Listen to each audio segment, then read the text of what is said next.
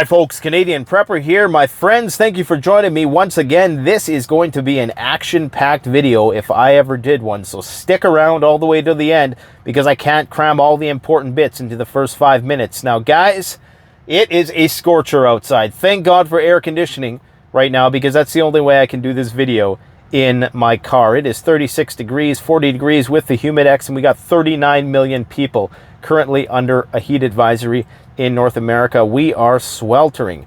Now, if you want to go to a great website that will give you all of the weather anomalies, go to Climate Reanalyzer and firesmoke.ca.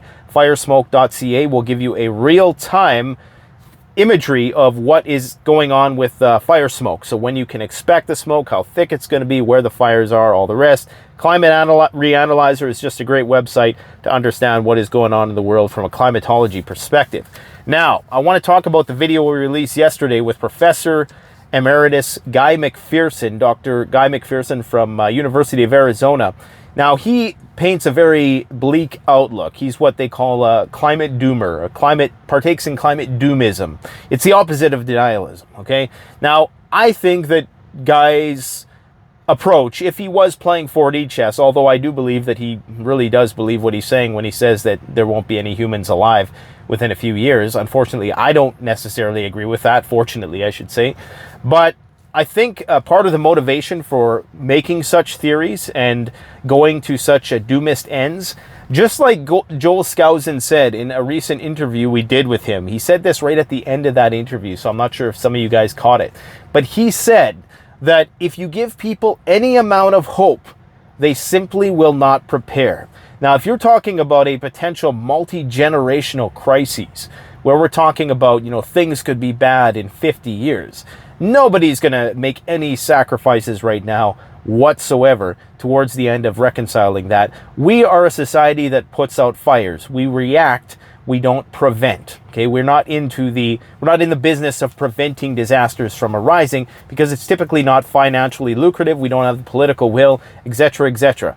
So, for that reason, I like having guests like him on because they provide a different perspective, but that doesn't mean you take it to the bank. It's just another feather in your cap, so to speak. It's just another perspective and hopefully educate you as well with respect to some issues going on. Now, we got part 2 of that video coming out tomorrow, by the way, but we got to talk about the news because there is a whole bunch of news today. Now, I briefly uttered in my previous video about how some power companies were regulating smart meters in the thick of these heat waves and controlling, how much power could be outputted to certain homes to prevent people from abusing their air conditioning. Now, I speculated in that video that I didn't know whether or not that was true, okay, and that the news was coming out from alternative media channels. You always got to take it with a grain of salt. I also said there's always a kernel of truth to that.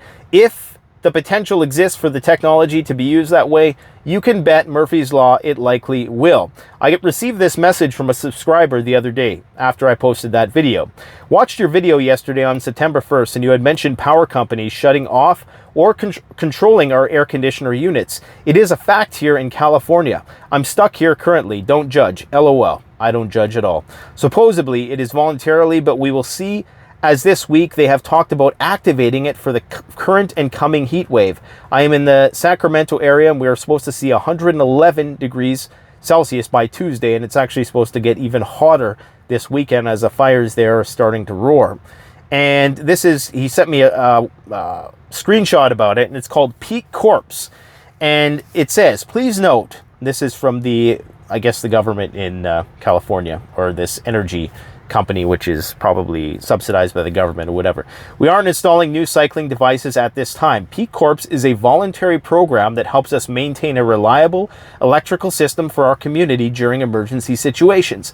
Peak Corps members have a cycling device on their home's central air conditioner. This device turns off the cycles for the unit when we need to reduce the overall amount of electricity being used during an emergency. So this is not fiction at all. This is the truth. This is what they're going to do in the future. Now, it's going to be introduced piecemeal, okay? This is just the world we're entering, guys, so prepare for it. We need to understand that every smart tech piece of technology is a double-edged sword, Okay, and this is why we are going to see riots. Now, Bloomberg has predicted that mass riots, their words not mine, are expected in all EU countries, all, emphasis on all EU countries, due to the energy crisis. The Bloomberg agency cited a report in its possession by the British consulting company Veris Maplecroft. They state that in the third quarter of 2022, I guess that's the one we just passed, but now we're entering the fourth quarter, the risk of mass unrest increases in 101 of the 198 countries in the world. Drought and water shortages in many countries will drive up food prices, which could spark local protests in the worst hit areas. If this sounds familiar to you, it's because you're ahead of the curve, because you watch this channel. But now the Bloomberg experts have told us that it's coming, so it's all official now. This is interesting. Exorbitant rise in energy prices have forced Europe's top steel maker to close plants. I was talking to Ron Hubbard yesterday. He was by. He's heading down to the Ukraine, back to Kherson, I believe, and he's going to be making bunkers for the private industry in Ukraine, which is subsidized, I think, by the Ukrainian government. Anyways, we were talking yesterday about the price of steel and how it's very elevated still, because steel, unlike natural gas, the price is regulated on a global level. So even though the price of natural gas isn't high here, we still have to contest with the high steel prices that are the result of these steel plants being forced to close in Europe. So that puts greater demand on the American markets, because we still do live in a global market unless we get into a situation where we stop shipping stuff and stop exporting stuff. Then, of course, those countries are going to stop exporting stuff to us, and then you get into a rapid decoupling and deglobalization of sorts, which would, lead to a deep recession. And that's what they're predicting here, energy hyperinflation. And I'm glad they're calling that, because that's exactly what it is. I mean, what are they talking about? 800 to 1,000% meteoric rises in energy costs? That's hyperinflation. There's no other way around it. And I'm glad they're using those terms. It's going to send Europe into a deep recession. In Germany, 1 in 6 industrial companies feels forced to reduce production due to high energy prices. So this means that Europeans are being warned of unprecedented power failures this winter.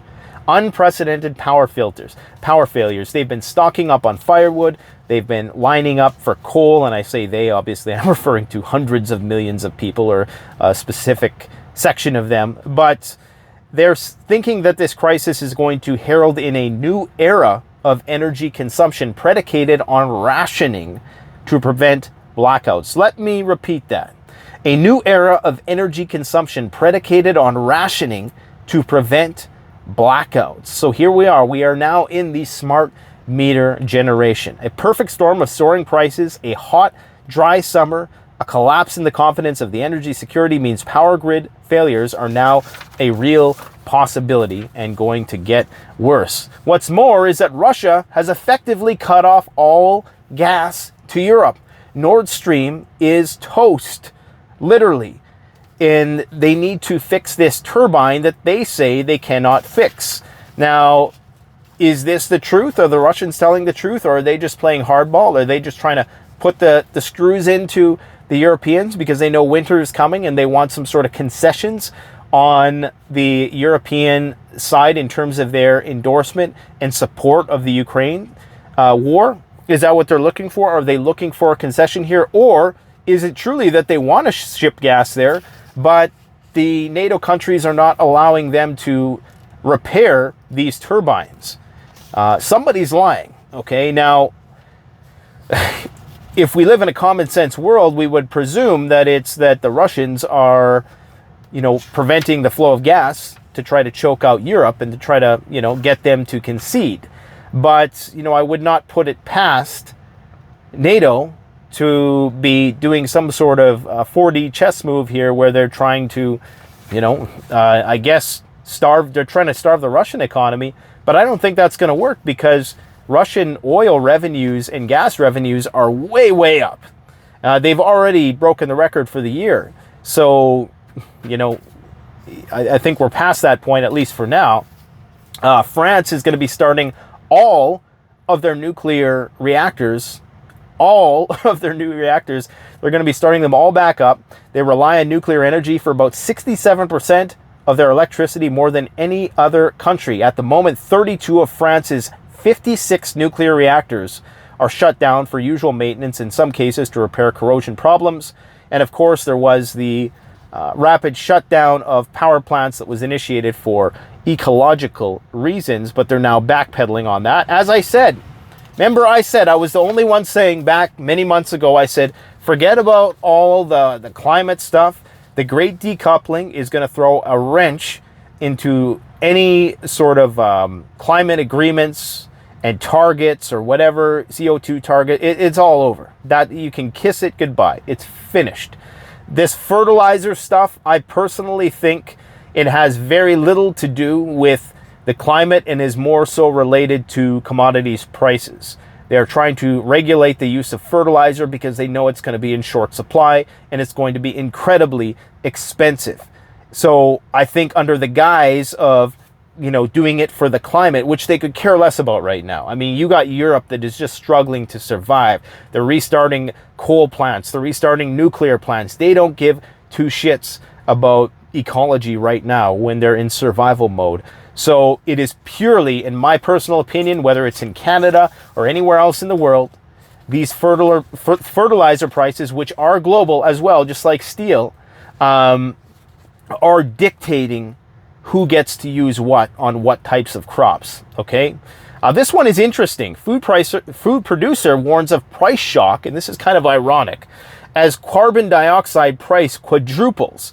Okay, one of UK's biggest chicken producers has warned food security could be under threat and shoppers exposed to a price shock after more than a threefold surge in the price of carbon dioxide.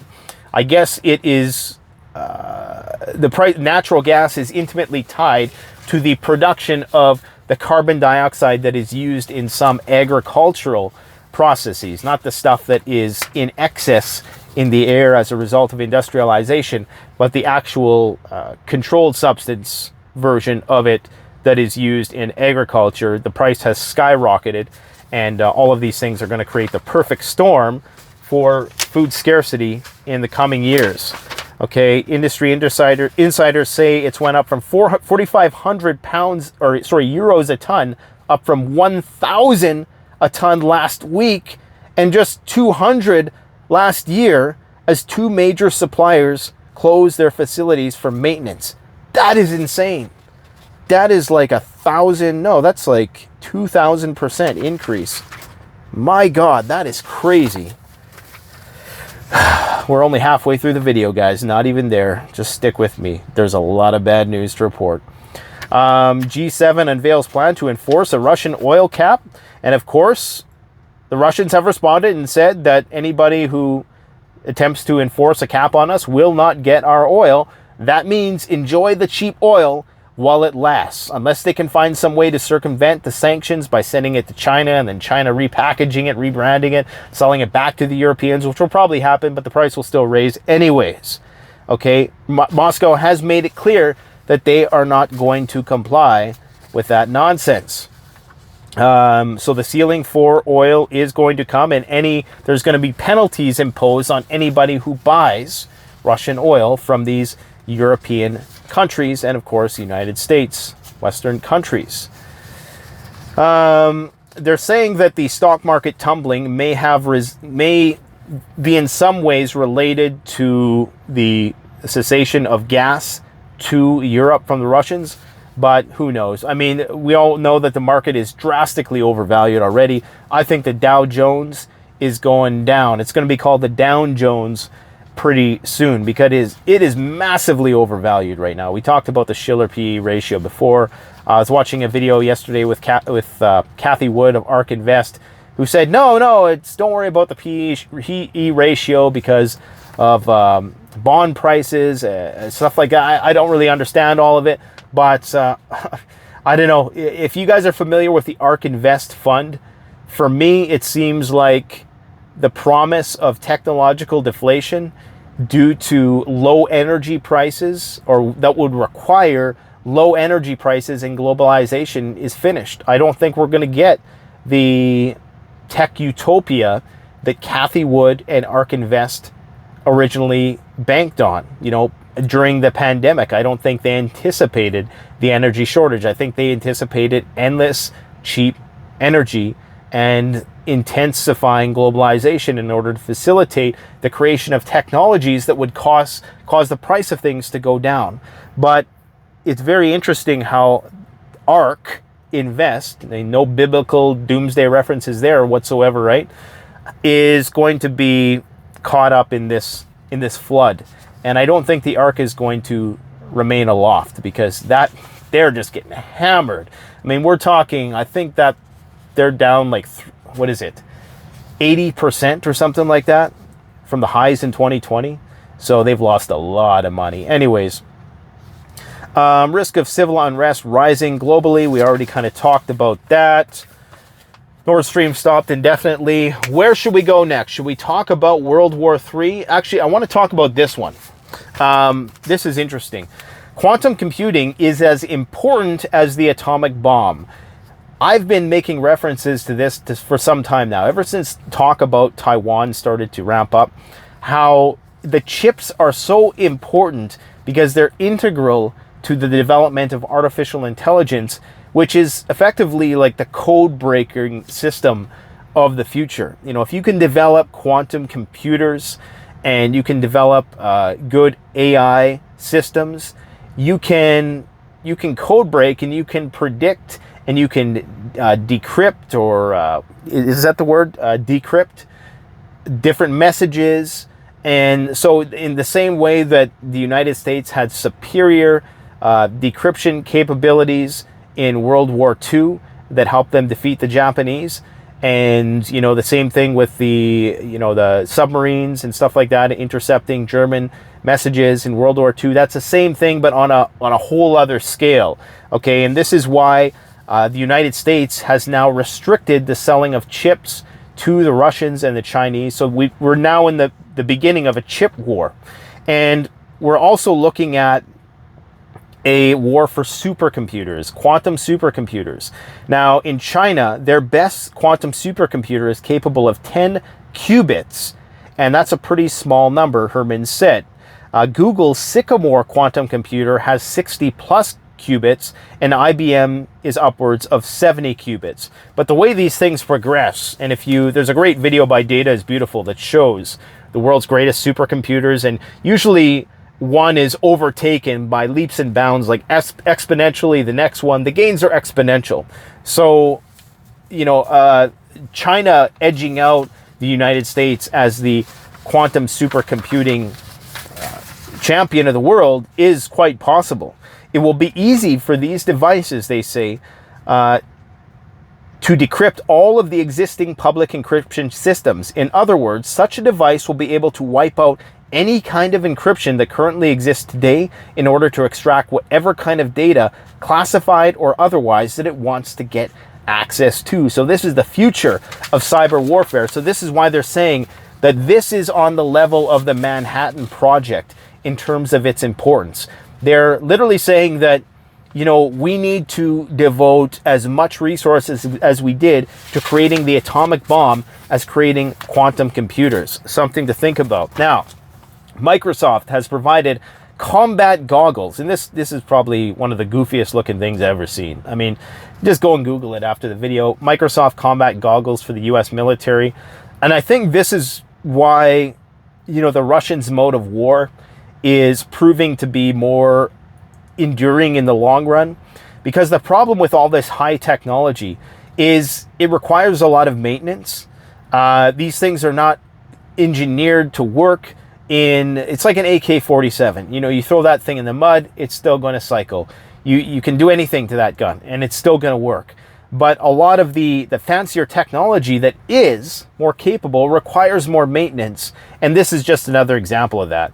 So the Army is going to spend $21 billion on these fancy glasses that have the heads-up display and AR and thermal imaging or whatever. I mean, it's cool, but it's also, I don't know, it's not battle tested, right? I think that's the way of looking at it. Now, let's get into the Russian war. We got 12 minutes left. Medvedev. Those who dream of the dissolution of Russia should know that the day of crisis is coming. This is a scary, scary statement that he's made. Now, we've heard a lot of Russian statesmen and propagandists and state-sponsored media agents, talking heads, talk about using nuclear weapons, but this one is concerning for me in particular. Russia's former president and deputy secretary of the Security Council, Dmitry Medvedev, accused the U.S. and its allies of seeking to break up his country and warned that this could lead to the day of doomsday because they ignore the simple axiom: the violent disintegration of any nuclear power is always a game of chess with death. Finally, he said he characterized Russia's nuclear arsenal as the best guarantee for the preservation of the Russian Empire. So very, very powerful words there. I learned of a new concept called the Thucydides trap. The Thucydides trap is essentially a power transition theory that says that the fall of a dominant great power and the rise of a rising challenger often leads to war. In this case, of course, we're talking about the war between China and the United States, and Russia's kind of in there like a dirty shirt, right? Some experts worry that the US, China, and Russia could fall into this Thucydides trap. This is an excellent article called Foreign Policy. The US, Russia, and China are headed for conflict. The Thucydides trap has been set. Economic globalization has made armed conflict prohibitively expensive up until now as we go into a bipolar world. Why fight when business is good and everyone is getting rich? Guess what? Everyone ain't getting rich anymore. And this is very important. This next statement they say here. States doubt their opponent's strength or determination to fight, so they test them. Sometimes the enemy bluffs and the challenge pays off. But if the enemy is determined to defend his interest, a major war may ensue. And that is important because we see all this stuff happening in the Taiwan Strait, right? The U.S. just approved the largest weapons package to Taiwan, $1.1 billion. So first they send Pelosi, then they send all those delegates there, then they send, then they sail the warships through, okay? So they're testing to see what the Chinese are going to do. And all this is doing is guaranteeing that there will be a full-blown war between China and the United States in the future. It literally guarantees, because the Chinese now know they cannot, under any circumstances, trust the Americans. So prepare for war. They are going to be sending surveillance radar systems, Harpoon anti-ship missiles, Sidewinder anti-aircraft missiles, all things that are going to help Taiwan thwart an attack by the Chinese. So strategic ambiguity is no more. There's no way in hell that the Chinese actually believe that. In fact, I don't think they ever did, which is why they are now simulating attacks on U.S. warships. China is taking steps to dominate the waters around Taiwan, drilling with simulated attacks on U.S. Navy warships and updating its invasions plans to reflect lessons learned from Russia-Ukraine conflict. So they're using these combat drills to carry out simulated attacks on the first island chain. This refers to a stretch of islands running from the outskirts of Japan to Borneo. So they're getting ready. The war is coming, so enjoy these times while it lasts, because we are entering interesting times, guys. How am I going to get through all this stuff in 5 minutes? Okay, U.S. signs a deal to give Israel 4 refueling planes needed to bomb Iran. So while they're still kind of mulling over this Iran nuclear deal, it is not looking promising. It's looking like they're speaking out of both sides of their mouth, possibly stalling to give Israel the time they need to prepare to actually strike Iranian nuclear facilities. And in response to this, Iran has upped civil defense as the Mossad chief of Israel heads to U.S. to thwart nuclear deal. Okay, so Iran has equipped 51 of its cities and towns with civil defense systems to thwart a possible foreign attack. Like we said on this channel before, if Iran goes to war, the price of oil goes through the stratosphere and your way of life changes forever, okay? Nuclear talks are unraveling. Unfortunately, it's the imminent conclusion of this deal is not as imminent as some had hoped, despite roughly a year and a half of talks. It's looking like it may not happen. So if it doesn't happen, prepare for war. In terms of the Ukraine war, as some of you know, there's been a major offensive, a counter-offensive by Ukrainians, which was attempted. Not a whole lot of talk about that in the mainstream media because I don't think it's going so well, which is not to say that there are not losses on both sides, but for the most part, they're getting their asses handed to them, unfortunately. Now, Denis Pushlin, who is the head of the People's Republic of Donetsk, confirms that the Russian army is moving towards the total dissolution of the current Ukrainian state, not only Kharkov, but Odessa and Transnistria. So that is what's coming. That's what we can expect. That is probably what is going to happen.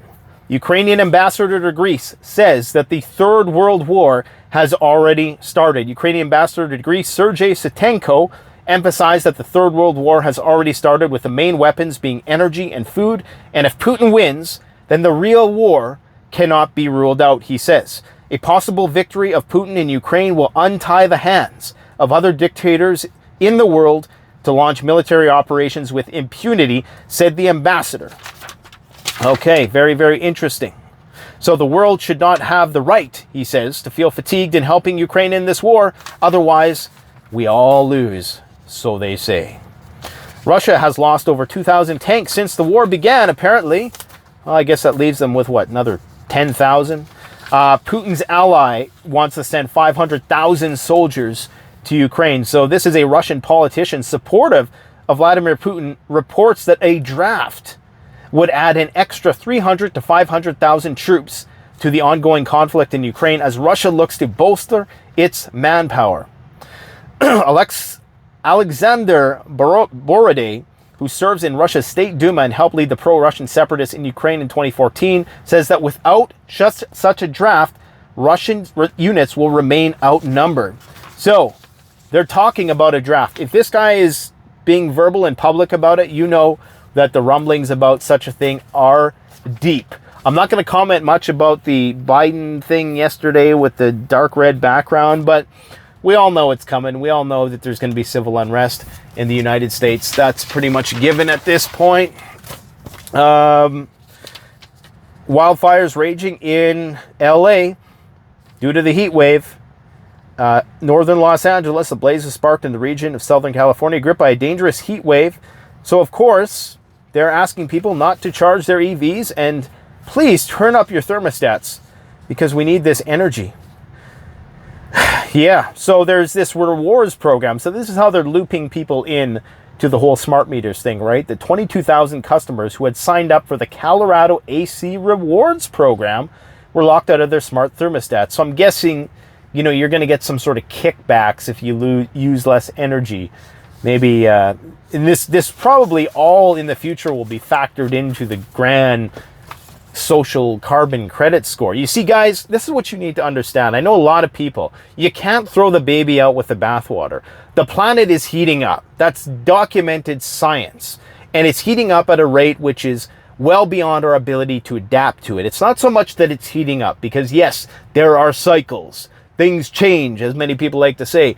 But it's the rapidity of change, and it's the rate of change which is so concerning and is going to effectively complicate our ability to grow food at scale to provide for the human race. So I agree with you that the WEF initiatives and all these rich people telling all us poor people that we need to consume less is bullshit. I agree with that. But that doesn't mean that the problem that it was there in the first place wasn't a problem. You see, what a lot of conspiracy theorists do is they understand problem, reaction, solution, but many times they'll say, oh, the problem is a hoax. No, the problem is real. Okay, bad things, crazy shit is happening in our society every day. Those things are real. They're not staged. They're not crisis anything.